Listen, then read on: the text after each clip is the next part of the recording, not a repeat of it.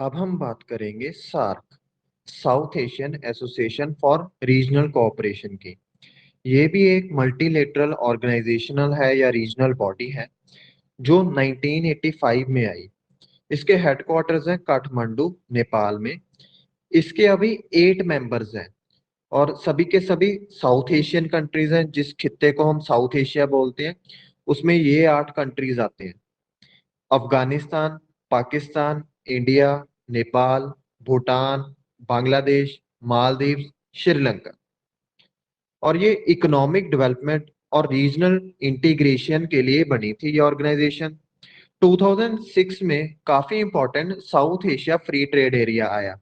तो तब SAFTA agreement effect में आया था, south Asian free trade agreement, कि फ्री ट्रेड होगा, टैरिफ्स हटाए जाएंगे या कम किए जाएंगे। एक तरीके का प्रेफरेंशियल ट्रेड एग्रीमेंट साइन किया गया था सार्क कंट्रीज में। इसके एवोल्यूशन में क्या क्या चीजें आती हैं, तो साउथ एशिया की थोड़ी सी हम हिस्ट्री पढ़ेंगे। 1945-47 से बाद में जब इंडिया पाकिस्तान आजाद हुए, कैसे सार्क होंद में आया, क्या कंडीशंस थी साउथ एशिया में। सबसे पहले इंडिया पाकिस्तान इंडिपेंडेंट होते हैं 47 में, और 48 में श्रीलंका इंडिपेंडेंट होता है। तो सार्क के 3 देश जो बाद में बने वो 47-48 में होंद में आते हैं। इसके साथ पाकिस्तान बाद में बांग्लादेश में भी तब्दील हो गया, पाकिस्तान के 2 टुकड़े हो गए थे। तो ये पहले ब्रिटिश के अंडर थे। फिर 48 में इंडो पाक कॉन्फ्लिक्ट हुआ कश्मीर को लेके। तो ये एक सेटबैक था रीजनल इंटीग्रेशन के लिए। तब ऐसा लगता था कि रीजनल इंटीग्रेशन इस एरिया में पॉसिबल नहीं होगा। 1954 और 55 को एक और बुरी खबर थी सार्क जैसी ऑर्गेनाइजेशन के लिए कि रीजनल इंटीग्रेशन नहीं हो सकता। क्यों? क्योंकि पाकिस्तान ने एक मिलिट्री ब्लॉक्स ज्वाइन करने शुरू कर दिए थे, यूएस के साथ आ गया था। इसने सीटो और सेंटो ज्वाइन कर लिए थे। हमने पिछली वीडियोस में इनको स्टडी भी किया था। और इंडिया थोड़ा सा नॉन अलाइंड भी था। साथ ही साथ वो रशिया के भी नजदीक जा रहा था, जिसको पहले सोवियत यूनियन बोलते थे। तो रशिया सोवियत यूनियन का एक बड़ा पार्ट था। उसके बाद 1960 में एक पॉजिटिव डेवलपमेंट हुई, इंदस वाटर ट्रीटी हुई, जिसके तहत इंदस नदी और उसके 5 ट्रिब्यूटरीज हैं जो झेलम, चेनाब, रावी, ब्यास, सतलज, उनका वाटर डिवाइड किया इंडिया और पाकिस्तान ने वर्ल्ड बैंक की मीडिएशन के थ्रू। तो एक पीसफुल एग्रीमेंट साइन हुआ कि इस तरीके से हम पानी शेयर करेंगे। कॉन्फ्लिक्ट कम हो सकता था अगर ये एग्रीमेंट पे चलते, या जो एग्रीमेंट हुआ था उसके प्रिंसिपल्स पे चलते, कि फ्यूचर में भी ऐसे डिप्लोमेटिकली हम आपसी इशू रिजॉल्व कर सकते हैं। ये पॉजिटिव खबर थी। लेकिन उसके बाद बहुत सारी चीजें हुई।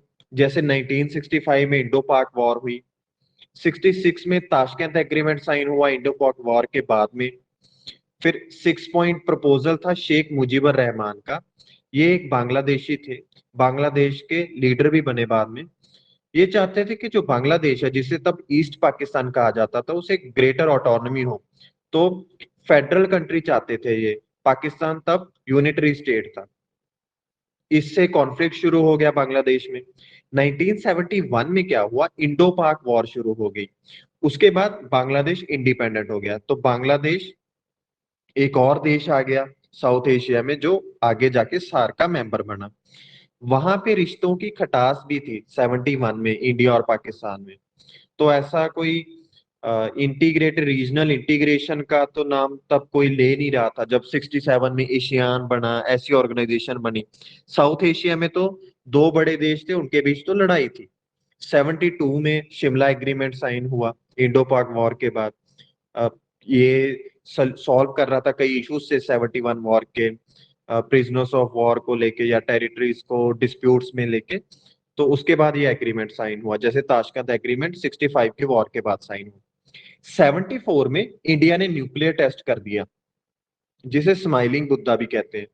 तो तब थोड़ी सी कॉन्फ्लिक्ट आई साउथ एशियन रीजन में, क्योंकि जो इंडिया के ये स्टेप थे न्यूक्लियर टेस्ट वाले, बाउंड्री में जो कंट्रीज होते हैं, बॉर्डर एरियाज होते हैं इंडिया के, जो नेबरहुड होता है, वहां पे थोड़ा सा चिलिंग इफेक्ट होता है अगर कोई भी कंट्री ऐसे टेस्ट करती है कि उनकी सिक्योरिटी को खतरा हो सकता है, स्पेशली पाकिस्तान। 85 में सार्क चार्टर आ गया, फर्स्ट समिट हुआ और ढाका में ये साइन हुआ। तो 85 में सार्क बॉडी जन्म लेती है इन कंडीशंस में। 87 में इंडो श्रीलंका अकॉर्ड हुआ, जिसके तहत Indian peace keeping force Sri Lanka में गई 87 और 90 के बीच में। वहां पे कॉन्फ्लिक्ट चल रहा था लिट्टे और श्रीलंका सरकार के बीच में, सिविल वॉर। उसमें इंडिया ने मीडिएशन की, जो श्रीलंका को ज्यादा अच्छी नहीं लगी। 1988 में इंडिया ने मालदीव्स में भी ट्रूप सेंड किए। वहां पे एक कू अटेम्प्ट हो गया था, तो उसको रोकने के लिए ट्रूप सेंड किए।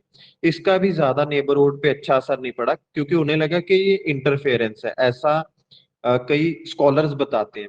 लेकिन इंडिया ने गुड फेथ में ये किया था कू रोकने के लिए। और 88 में एक अच्छा एग्रीमेंट साइन हुआ इंडिया और पाकिस्तान के बीच में, जैसे इंडस वाटर्स ट्रीटी थी। उस एग्रीमेंट में एक दूसरे ने वादा किया एक दूसरे से न्यूक्लियर इंस्टॉलेशन और फैसिलिटीज पे अटैक ना करने का। तो इंडिया पाकिस्तान ने ये वादा किया कि एक दूसरे की न्यूक्लियर फैसिलिटी से दूर रहेंगे, क्योंकि इससे बहुत बड़ा नुकसान हो सकता है, वहां पे अटैक्स नहीं होंगे। 1988 और 91 के बीच में पाकिस्तान, बांग्लादेश और नेपाल में डेमोक्रेसी आई।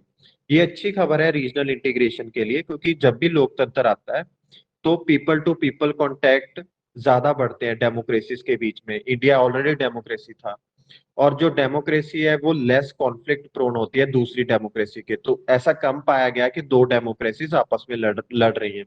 डिक्टेटोरियल रिजाइम जैसे हिटलर ने सेकेंड वर्ल्ड वॉर लगा दी थी, या चाइना में जो डिक्टेटरशिप है उसके बहुत सारे नेबरिंग कंट्रीज के साथ कॉन्फ्लिक्ट है, ऐसा होता रहता है। तो डेमोक्रेसी अच्छी चीज समझते हैं।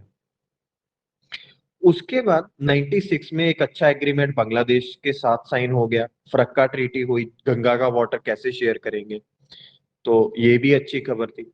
98 में इंडिया और पाकिस्तान ने दोनों ने न्यूक्लियर टेस्ट किए, और दोनों ने अपना स्टेटस बताया कि हमारे पास न्यूक्लियर वेपन्स हैं। तो ये काफी बड़ा सेटबैक था, कॉन्फ्लिक्ट ऊपर आ गया। जो इंडिया पाकिस्तान का कॉन्फ्लिक्ट है वो उभर कर आया पूरे वर्ल्ड के सामने।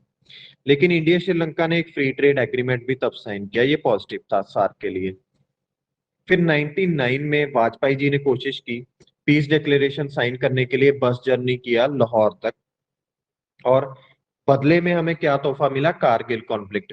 पाकिस्तान के सोल्जर्स कारगिल में घुस आए। 2001 में फिर वाजपेयी ने मीटिंग की मुशर्रफ से, आगरा समिट हुआ लेकिन अनसक्सेसफुल रहा। 2004 में South Asian free trade agreement sign हुआ इस्लामाबाद में, ये बड़ी खबर थी।